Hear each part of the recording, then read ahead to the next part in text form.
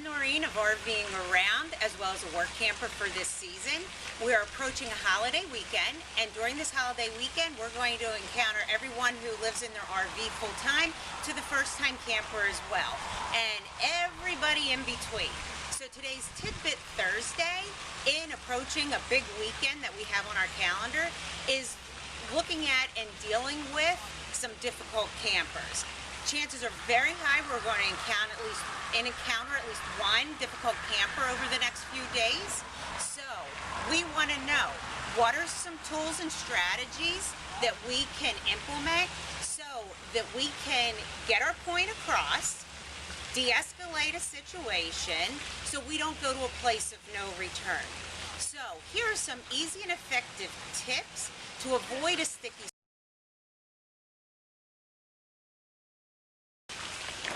First, it's all about the check-in process. And during check-in, that is your prime time for you as a work camper or for you as a campground owner to set the tone of your campground.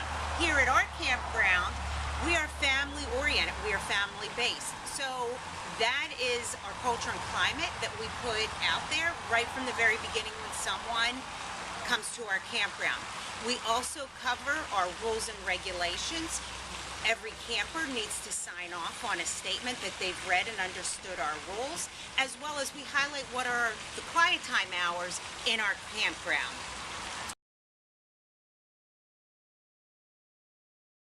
Next, visibility. Visibility is key, and that goes from either wearing colors or clothing that has your logo on it, driving around in a golf cart with your logo, and making sure that whether you're a management, owner, or a work camper, that you are constantly driving or walking around, making eye contact, saying hello, and engaging our guests in conversations. Next is something I call direct talk. It's about keeping information simple, not to over-explain, and say what you mean and mean what you say.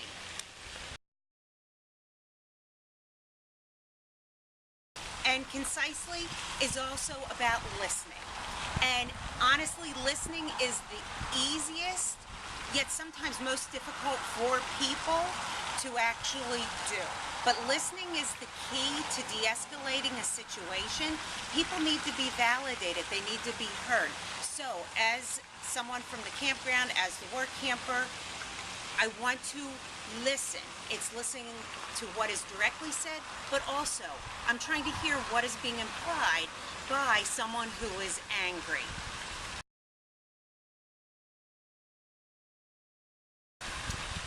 Next strategy, never to be overlooked, is body language. It's about making eye contact. It's not about standing and holding firm with your body, because that will immediately put people on the defense. So what you want to do is have your body, your face be relaxed, making eye contact, focus on what is being said, not picking your nails and acting offensive or defensive either. Having outrageous empathy. Truly, what does this angry person, what does this difficult camper, what do they really want? To be a good problem solver, you have to have the skill to change your perspective. And that is actually something they can use. Remember the shoe moment. Start having outrageous empathy for your angry camper.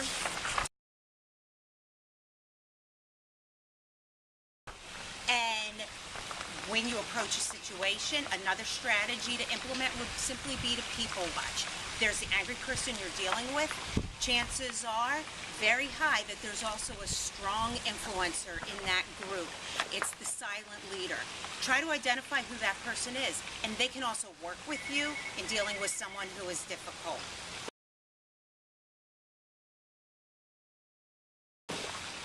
Don't resist. What you resist persists. And by the way, language matters, your body language matters as well. Your words, your